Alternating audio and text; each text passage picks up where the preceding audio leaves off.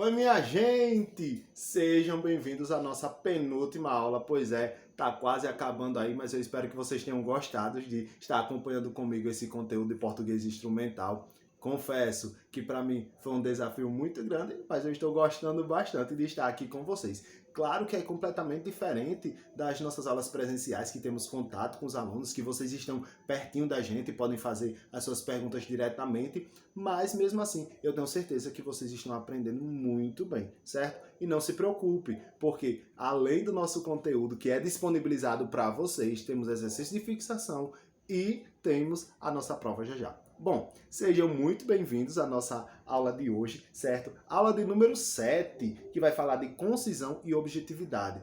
Ou seja, nós vamos refinar a nossa linguagem, adequar da maneira melhor possível para que o que você está dizendo seja completamente entendível e de forma sucinta, de forma prática, de forma clara, de forma funcional, completamente funcional. Bom, vamos iniciar a nossa aula de hoje? Vamos comigo?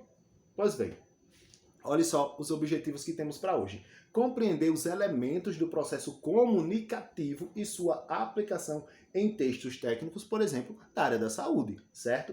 Reconhecer as características e estilos e qualidade de textos técnicos, também da área da saúde. Valorizar a concisão e objetividade como princípios fundamentais da redação técnica. Vamos ver como é que se organiza alguns textos que a gente precisa utilizar no nosso dia a dia. Além disso, nós vamos diferenciar as variações linguísticas, só uma refrisada nesse termo aí, nesse ponto. Claro que a gente viu na aula passada, a gente só vai dar uma olhada, porque quando falamos em organizar textos, a gente tem que ver que tipo de linguagem a gente vai utilizar, não é isso? Lembrando que além da variação, nós temos a adequação linguística, que você viu na aula passada. Então, você lembre-se que precisa adequar a sua linguagem tanto ao contexto de fala, como também ao público-alvo. Mas vamos lá. Elementos do processo comunicativo. Nós, em primeiro lugar, temos o emissor, ou seja, quem faz, quem produz a mensagem, certo? Neste caso, ele, na área de saúde, pode ser um médico, pode ser pesquisador, pode ser uma equipe multifuncional, profissional, pode ser os órgãos de saúde, certos órgãos de governo, por exemplo. E também, neste caso, essa pessoa, essa organização, ela é responsável pela escolha tanto do conteúdo como também do código linguístico, ou seja, da mensagem, do tipo de mensagem, de como ela expressa. O código linguístico é o quê? É o tipo de informação que a gente passa, certo? É como a gente vai repassar essa informação. Então, o receptor é demais importante, lembre-se disso. Por quê? Ele vai receber a mensagem e, dependendo da minha escolha correta do meu público-alvo, eu vou ter o objetivo alcançado ou não, certo? Então, neste caso, na área médica, vão ser os pacientes, os familiares, a comunidade científica ou os órgãos regulatórios e também a comunidade no geral, certo? Possui uma abordagem, uma bagagem cultural de conhecimento prévio. Neste caso, nós temos que entender que aqui nós estamos falando com o público em geral. Então, você precisa adequar a sua linguagem, olha aí a aula passada, você precisa adequar a sua linguagem a quem vai ouvir. Lembre-se, não são pessoas, na maioria, não são pessoas da sua área, não são pessoas que conhecem os termos, os jargões, as expressões específicas da sua área. Por isso você tem que contextualizar de uma forma que as pessoas que vão ouvir, independente da área de atuação, ela consiga entender, quem for ler ou quem for ouvir, certo? Quem for ter acesso ao que você produziu. A mensagem, por fim, ela vai ter o quê? Vai ser o conteúdo a ser transmitido, certo? São as informações de diagnóstico, de protocolo terapêutico, relatório técnico, isso depende do que você vai fazer. Um artigo científico, e deve ser estruturado de acordo com o propósito, informar, orientar a pessoa a instruir. Tudo isso vai depender do que você propõe, do que você pretende. Então, de acordo com as suas ideias, com os seus objetivos, você vai utilizar a linguagem de acordo com isso, tá bom? Continuando, nós vamos processo comunicativo 2, os elementos. O código, o que é o código? Vai ser o conjunto de signos utilizado, a forma como você escolhe para contextualizar, para explicar o seu texto, para trazer o entendimento perfeito, adequado, correto, certo? Para elaborar a sua mensagem. Então você vai ter o pensamento bem claro daquilo que você quer, do seu objetivo, e a partir daí você vai fundamentar o seu texto ou a sua fala, certo? Bem estruturada nesse sentido. Os textos técnicos de saúde incluem terminologia específica, neologismo, O que é neologismo? São palavras que são criadas em uma língua ou que recebem uma nova formulação de ideia. Exemplo, eu utilizei recentemente, em uma outra aula, a palavra lacrar. Lacrar, antes, era só vedar. Hoje, recebe um novo contexto de entendimento. Então, vai depender daquilo que você deseja expressar. E isso a gente chama de neologismo. Ou uma criação de uma palavra com o seu sentido, ou uma nova criação de sentido para uma palavra, certo? Então, nos textos técnicos, vai terminar, ou vai incluir a terminologia específica, os neologismos, os jargões, que são específicos de todas as áreas. Isso sempre vai acontecer. As normas gramaticais, no caso, como uma palavra deve ser escrita, como é que ela deve ser acentuada, como ela deve ser pronunciada, lembrando que nessa questão de pronúncia, você tem que tomar cuidado quanto à região, porque você vai ter a questão de sotaque. Porém, apesar disso, tem algumas palavras que, independente do sotaque, elas precisam ser pronunciadas de uma determinada forma, justamente porque se você utilizar uma forma diferente, você pode dizer outra coisa. Porque a pontuação, por exemplo, a acentuação, ela pode determinar se uma palavra muda de verbo para um substantivo, certo? Prática, certo? Com ou sem acento. Cada um. Se tiver o acento, é substantivo. Se tiver sem acento, ele pratica. Aí é um verbo. Tudo bem? Então vamos lá. O canal é o meio pelo qual a mensagem é transmitida. É o canal o quê? É impresso? Não lembre do canal de TV, não. Aqui é a forma como você vai repassar a informação. Você vai imprimir, vai só apresentar visualmente, online, certo? Você vai apenas falar, vai apenas ser o contexto oral, certo? Você vai enviar por e-mail. Como você vai transmitir essa mensagem? Isso é o canal. O contexto. O contexto é a situação em que envolve a comunicação. Ou seja, é o tipo de situação, o tipo de área em que aquela mensagem ela precisa ser divulgada, ela precisa ser expressa. Isso é o contexto. Vai incluir os aspectos sociais, culturais, institucionais, científicos, ou de acordo com a intenção, o objetivo, a ideia final, você vai escolher também o tipo de linguagem, certo? Exemplo, se você vai comunicar diretrizes de vigilância sanitária, exige o quê? Considerar a regulamentação vigente, exigir o público técnico, se o público vai ser técnico, ou seja, você vai repassar isso para quem? Vai repassar para alguém da sua área? Então você pode explicar de maneira técnica. Vai explicar para a sociedade no geral? Então você vai ter que utilizar os termos leigos.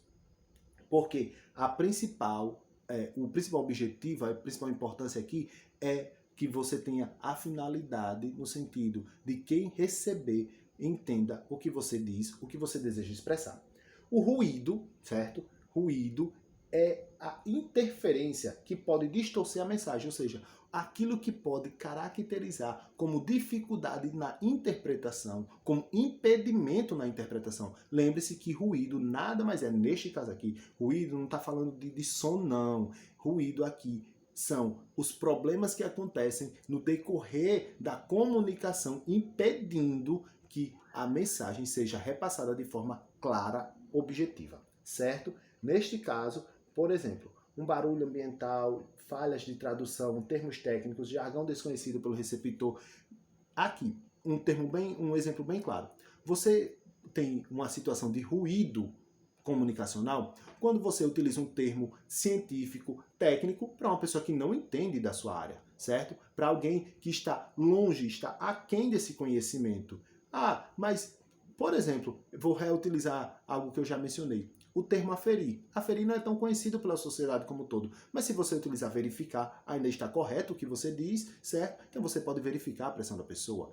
A maioria das pessoas diz, vou tirar a pressão. Mas você pode corrigir, dizer, não, eu vou só verificar, tá bom? Não vou tirar só a pressão não, pode ficar com ela. Então, é uma forma descontraída de você transmitir a mensagem correta, porém, sem utilizar um termo que a pessoa, por exemplo, vai ouvir naquele momento e nunca mais vai se lembrar. Porque é uma palavra estranha, diferente, difícil de ser utilizada no dia a dia, não faz parte da normalidade do público em geral. Então você pode utilizar, verificar, sem problema nenhum.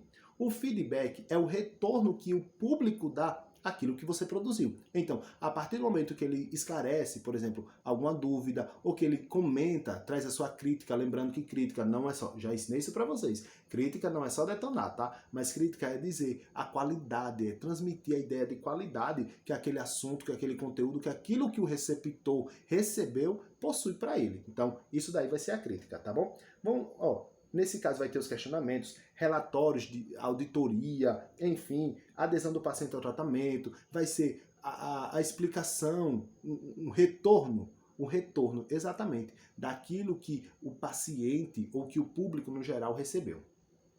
Continuando, nós temos os estilos dos textos técnicos, certo? As características gerais. A linguagem deve ser precisa, o uso de termos técnicos deve ser adequados, evitando ambiguidade. Para quem não sabe o que é ambiguidade, eu explico agora. Ambiguidade tem a ver com duplo sentido. Quando eu digo bem assim, por exemplo, ele saiu com seu irmão. Esse seu irmão é o irmão de quem?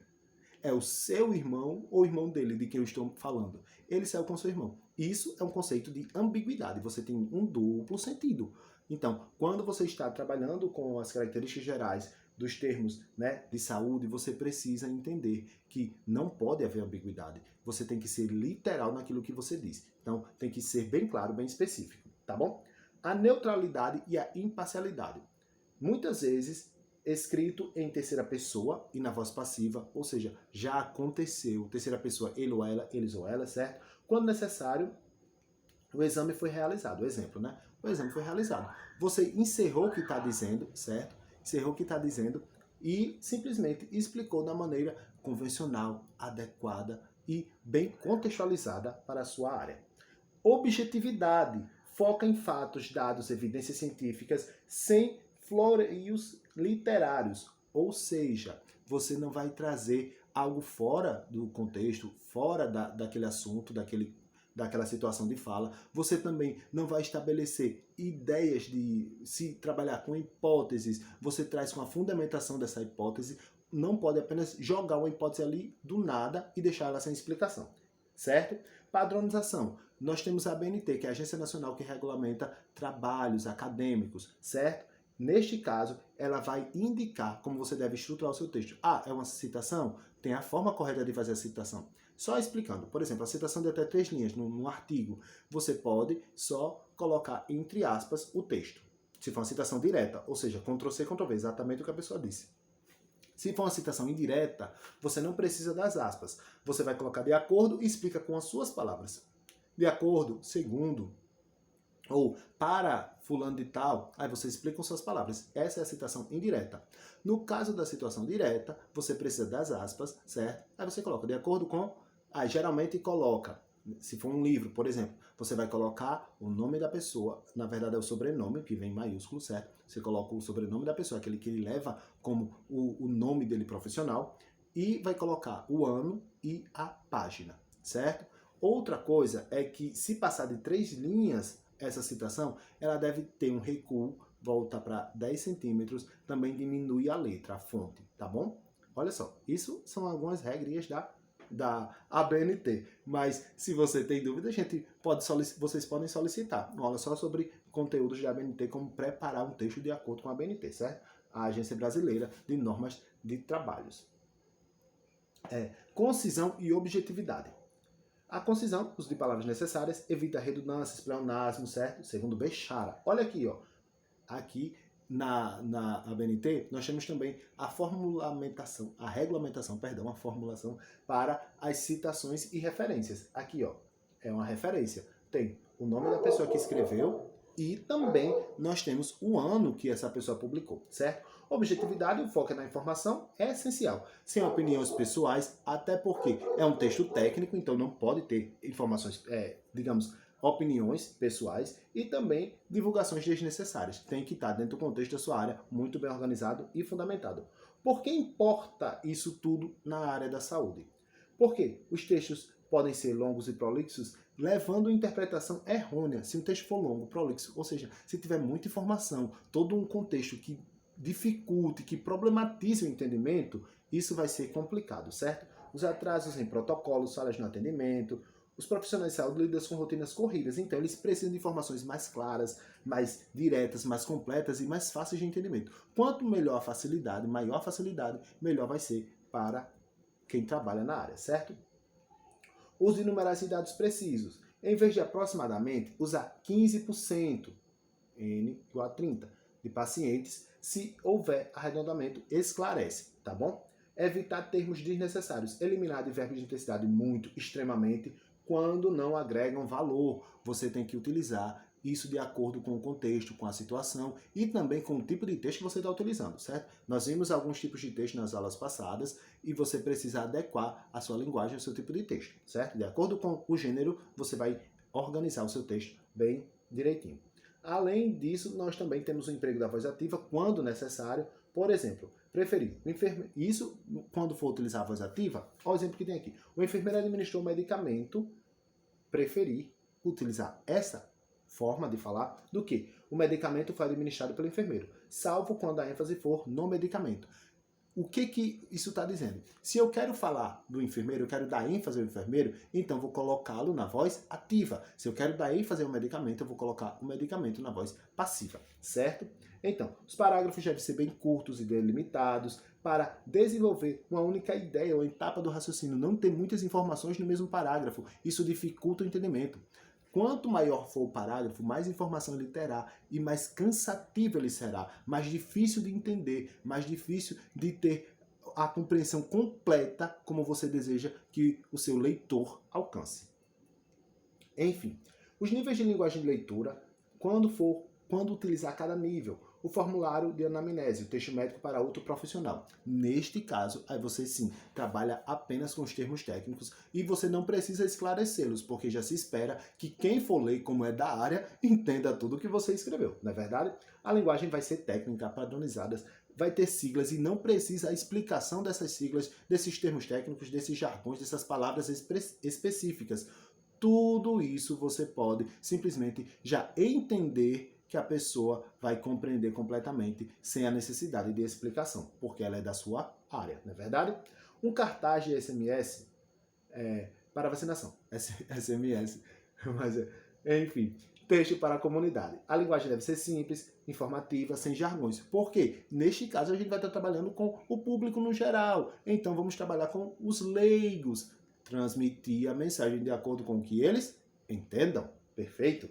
Artigo científico. Neste caso, vai ser o uso restrito de jargões apenas para conceitos fundamentais, comentários e discussões claras e objetivas. Quando nós trabalhamos com artigo científico, geralmente sim. Aí nós precisamos colocar a explicação, digamos assim, certo? Tradução dos termos. Por quê?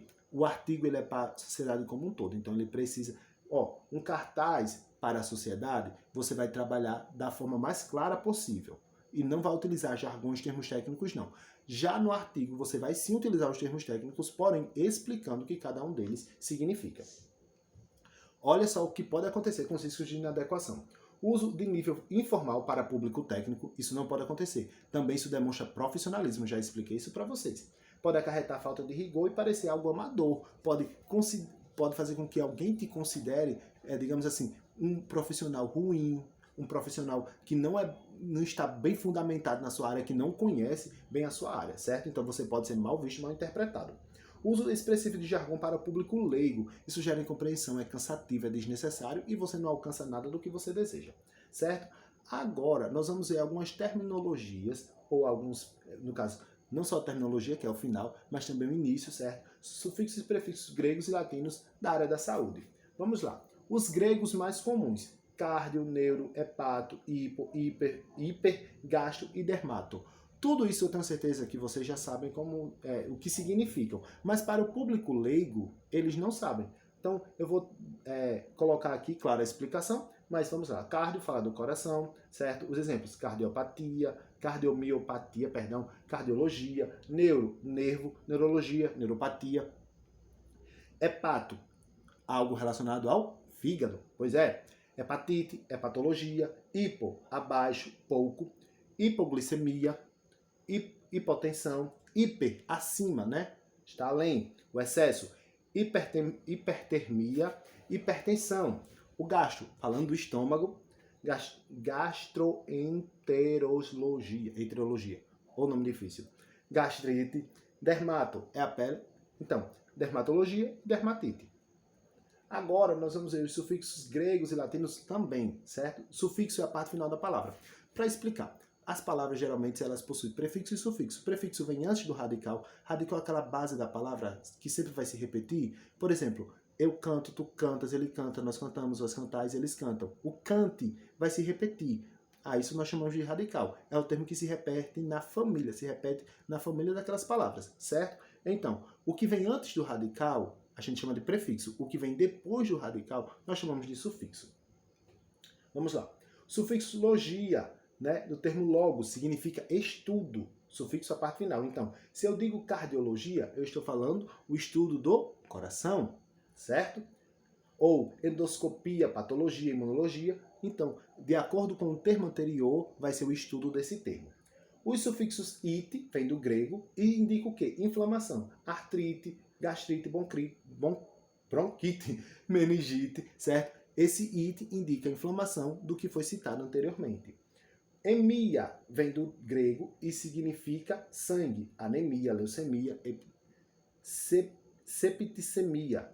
Tudo isso indica problemas no sangue, certo?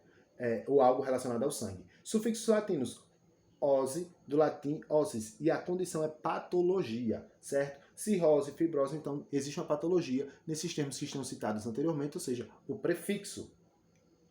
E os prefixos latinos complementares, o intra, o extra e o peri. O intra é o dentro, intravenoso, intrahepático, certo? O extra, está falando com fora, extracardíaco ou extrapulmonar. E por fim, o peri, em torno, pericardite.